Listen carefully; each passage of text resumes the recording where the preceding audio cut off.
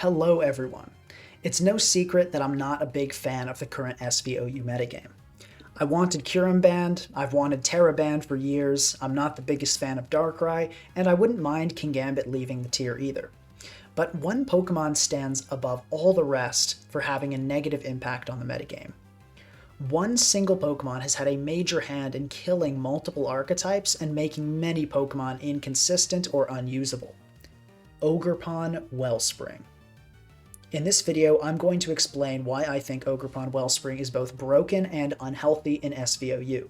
Then I'll go over some common counter-arguments and give my rebuttal. I'll be referencing a lot of usage stats in this video, and I got this data from Peakalytics, analyzing usage stats from 1825 ELO and above in SVOU. Now, without further ado, let's get right into it. Number 1, it is nearly unwallable. There are very few Pokemon that can take on Ogerpon-Wellspring's various sets. Considering the moves Ivy Cudgel, Knockoff, Power Whip, U-Turn, Swords Dance, and Play Rough, there is actually nothing that is comfortable switching into this Pokemon. That being said, there are Pokemon that can wall most of its sets even if some require Terra. Terra Dragon Gliscor can comfortably wall variants without Swords Dance or Play Rough, Terra Grass Dondozo can wall sets without U-Turn, Amoonguss can wall sets without Swords Dance, Hydrapple handles sets without Play Rough or U-Turn, and Sinistcha can take on sets that don't have Knockoff. Pecharunt can also wall almost all sets that don't have Swords Dance. There are also more temporary answers like Zamazenta, which can really only switch in with the one-time defense boost, and Zapdos, which does a good job of punishing Ogerpon when it does use a contact move, but takes a lot from Ivy Cudgel and gets 2-shot if a 1 in 8 Ivy Cudgel crit happens. Now, some of you are probably going to say that I'm being unfair by considering so many moves. It's not like Ogerpon can run all 6 at once. So for the rest of this segment, I'm going to disregard Play Rough and Swords Dance. We'll just focus on the most common 4 moves: Ivy Cudgel, Knockoff, Power Whip, and U-Turn. Just these 4 moves are almost unwallable. Let's consider our list of supposed answers again. One of the problems with these Pokemon I mentioned is that they're decent answers assuming Ogerpon isn't Terra'd. With Terra, you can say goodbye to about half of these. Pecharunt isn't tanking Terra Water Ivy Cudgel very well, and Zapdos is getting easily 2-shot. Amoonguss can't come in many times on Terra Water Ivy Cudgel into U-Turn, and Zamazenta comes in once, but dies if it enters again. Ogerpon is also a fantastic user of Terra. Being able to spam an incredibly powerful move like Ivy Cudgel is amazing, Mono Water is a great defensive typing, and Ogerpon has an ability that gives it a special defense boost every time it enters if Terra'd. So it's not like using your Terra on Wellspring is some great burden that you really didn't want to do but had to use to overcome these walls. It's great in a lot of situations. A lot of these answers also can't stand up to Ogerpon if Stealth Rock is up. You don't need tons of layers, you don't need Stealth Rock and Spikes, just a single Stealth Rock or Spike will do it. Pecharunt, Amoonguss, Sinistcha, and Hydrapple in particular struggle with hazards being up, and Ogerpon can easily knock off heavy-duty boots. On top of that, many of these supposed checks, even though they stop Wellspring from ravaging your team immediately, don't exactly put you in a good position. If you switch in Pecharunt on an Ivy Cudgel, assuming you're an almost max defense set, you take around 30%, or about 40% when getting knockoff for the first time, and then an added 4% from U-Turn as the Wellspring switches out. This pretty much forces you to click a recovery move if you want to switch in again, and Pecharunt is a very easy Pokemon to take advantage of as it recovers. You could click Parting Shot on whatever comes in after the U-Turn and gain some momentum, but then you won't be able to switch into Ogerpon again. Zapdos is similar. Max defense Zapdos is taking 42 to 50% of its health from Ivy Cudgel, so you may force Ogerpon out with the threat of Thunder Wave or Hurricane, but you have to Roost if you want to do that again. This effect can be observed with Sinistcha as well. Even to the Pokemon that supposedly check Ogerpon, it just does too much damage. It'd be one thing if Ivy Cudgel was doing 20 or 25% to these Pokemon, and they could afford to actually take advantage of the turn they gained by making a correct prediction, but they can't. If you're forced to recover every time Ogerpon brainlessly clicks Ivy Cudgel, it's practically the same as if the Ogerpon user switched and predicted your wall coming in. It ends with you in a bad spot, even if you switch in the correct Pokemon to tank the Ivy Cudgel or knockoff. Lastly, a lot of the most solid answers to Ogerpon on this list aren't just easy Pokemon to slap onto a team. Sinistcha isn't a Pokemon you can just put anywhere. Amoonguss is a terrible Pokemon in general, especially since the Spore ban. Hydrapple is slow, has lots of prominent weaknesses, is an inconsistent breaker, and provides little defensive utility outside of answering Ogerpon. Most of the Pokemon that are easier to put onto a team, like Pecharunt, Zapdos, Zamazenta, and Gliscor, either aren't very solid answers or they need Terra to be solid answers. Ultimately, even just looking at the most common Ogerpon set, completely disregarding Swords Dance and Play Rough, to reliably answer this Pokemon, you basically need a defensive Terra Dragon Gliscor or physically defensive Terra Dragon Pokemon with Regenerator. And guess what? Swords Dance Play Rough is very much a real set, so you better hope you don't run into that. This is a great transition into my second point. Number 2, set variety. The very few answers to the normal sets get absolutely smoked by common alternative sets. Relying on Sinistcha? Well, it had Swords Dance and Knockoff. Hoping maybe Terra Dragon Pokemon or a Roost Dragonite would save you? Oops, this one has Play Rough. It's so easy to slap any of these sets onto any team and it will perform really well. There's no good way to tell which set it is, and every answer you have possibly could be beaten by a relatively common Ogerpon set. Every move I've mentioned on Ogerpon thus far is currently at least 20% usage on Ogerpon. Given how it's essentially impossible to prepare for Ogerpon's various sets, there's really only one way to have a team that's solid against Ogerpon-Wellspring. You run a team that's offensive enough to constantly apply pressure. This brings me to my third point. Wellspring makes balance a lot worse. I mentioned earlier how a lot of Wellspring's walls are easy to chip down with knockoff, Ivy Cudgel, U-turn, and entry hazards. Some, I said, could switch in, but not multiple times. Well, what if you didn't need to switch in multiple times? What if you had a team that didn't give Ogerpon-Wellspring easy opportunities to enter? What if you had a team that ended games quickly enough that Ogerpon wouldn't have time to slowly beat down your walls or fish for Ivy Cudgel crits? Well, such a team style does exist. Bulky offense, and hyper offense teams fit the bill. These are also the 3 archetypes that myself and many other top players consider to be the top archetypes in the metagame, and this is no coincidence. Wellspring absolutely obliterates balance teams because, as I've established, there is no actual way to wall it. So, in a longer game, which balance, bulky balance, and semi-stall teams often produce, you'll very likely end up losing to Wellspring. I'm not saying balance is completely unviable. Some balance teams that have made use of Pokemon like Acrobatics, Alomomola, Pecharunt, Zamazenta, and other staples have managed to maintain a decent matchup by stacking many answers to Wellspring. Balance isn't completely dead, but it is greatly wounded. The number of viable balance teams in the metagame and the diversity of those balance teams is crushed by Ogerpon-Wellspring. Bulky balance and semi-stall suffer similarly, if not worse. That's not the only archetype Wellspring hurt, though. There is in fact one archetype it did more than hurt. It completely killed. Number 4. It killed Rain. Absolutely killed it. Rain is god-awful in OU, and it is 100% Wellspring's fault. Rain does have Hurricane users like Zapdos and Tornadus, but the backbone of Rain has always been clicking powerful, boosted water moves with Swift Swimmers in Rain, typically with Choice Band and Choice Specs. If an Ogerpon switches into one of these attacks, you basically lose. Ivy Cudgel boosted by Rain is nearly impossible to switch into. Ivy Cudgel plus Power Whip has a good chance to kill Pelipper from full health, and Raging Bolt takes nearly half from Ivy Cudgel and Rain, with a near guaranteed 2-shot if Stealth Rock is up. A Rain team needs to play perfectly against Ogerpon, and even then it's often not enough. Your opponent can simply choose to scout what move you'll use, and if you go for a strong water attack, just switch into Wellspring the following turn. It puts the Rain user into a series of devastating 50-50s that greatly benefit the Wellspring user. I know we've had water absorb Pokemon before, but there's a big difference between things like Gastrodon, Clodsire, Volcanion, and Ogerpon-Wellspring.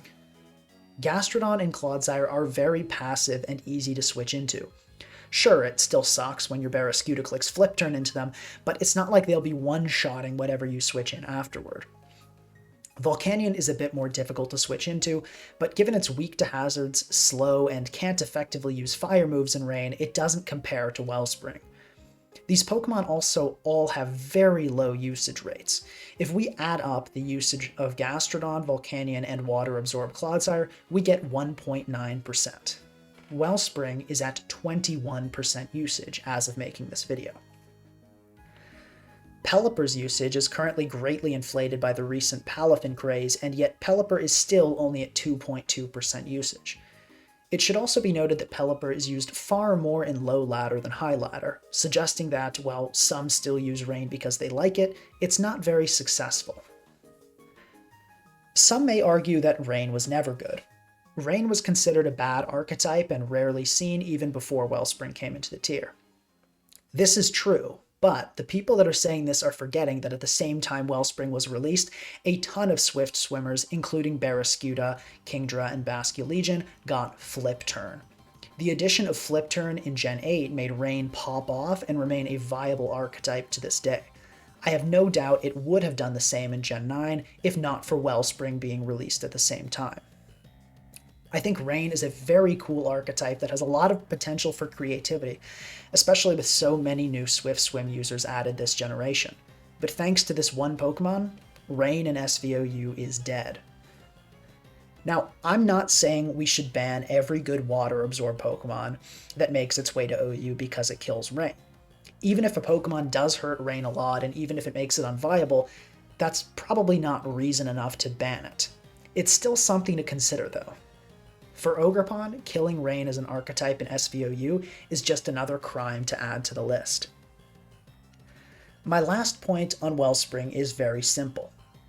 Number 5. Ivy Cudgel is broken. They gave this Pokemon a 100 base power water type attack. Water has no immunities outside of abilities, and all the Pokemon with water immune abilities get blown up by Power Whip. This 100 base power move is physical, and for some reason, non-contact. You cannot punish it with Rocky Helmet, Rough Skin, Flame Body, Static, or anything else. Already, this is one of the best attacks in the game if we stopped right here. But wait, it has a 1 in 8 critical hit chance, because why the heck not? This move is so spammable, and it has a 1 in 8 chance on any turn to do way more than it should, and muscle past a check, or kill where it regularly would not get a kill. 1/8 is a huge chance for such a move that's easy to click and difficult to punish. After just 5 Ivy Cudgels, there's a 49% chance you'll get a critical hit, and if you use 6, it is more likely than not you'll get a crit. And as I said earlier, this is one of the easiest moves to click over and over again that has ever been created. Clicking 5 or 6 Ivy Cudgels in a game is not unfeasible, and the odds of the crit are far from low even if you've only used Ivy Cudgel 2 or 3 times. This is an uncompetitive and stupid move, and I'd like to ban the Pokemon that's attached to it. Ogerpon Cornerstone's Rock-type Ivy Cudgel, although similar in mechanics, is a lot more manageable since both of Cornerstone's stabs are resisted by Steel, the most popular defensive type in the game. And regular Grass-type Ogerpon is forced to use Grass-type Ivy Cudgel, which has so many 4 times resists that critical hits are rarely a huge issue. On Wellspring though, this move is insane. Now, before I get into counter-arguments, please subscribe, like, and leave a comment if you're enjoying the video. All that really helps with the algorithm. Counter-argument number 1. Just use Dragon and Grass types. This one is pretty simple. Every Grass type in OU and UU gets destroyed by either U-turn or knockoff. As for Dragon types, maybe the people that say this just haven't looked in the tier, but do you see any defensive Dragon Pokemon in OU? We have Dragapult, Dragonite, Kyurem, Raging Bolt, Roaring Moon, and Walking Wake. Almost none of these Pokemon have remotely defensive sets, except for Dragonite, and defensive Dragonite is pretty terrible.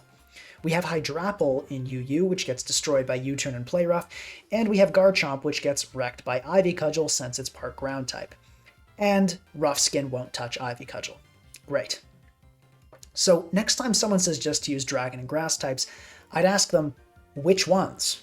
I'd really like to know. Counter argument number 2. It's such a limited and predictable Pokemon, it has to run the same item and use the same Terra every time. Well, it is true, Ogerpon is not a Pokemon with a lot of surprises. It really doesn't need to be, though. As for Terra, yes, obviously only being able to use one Terra is a disadvantage. Still, I can make an educated guess that Terra Water is what most Ogerpon would run anyway. Getting a major power boost on one of the most broken and spammable moves in Pokemon history is a pretty sweet deal, especially with that special defense boost. Next, let's address the Wellspring Mask. The item Wellspring has to run.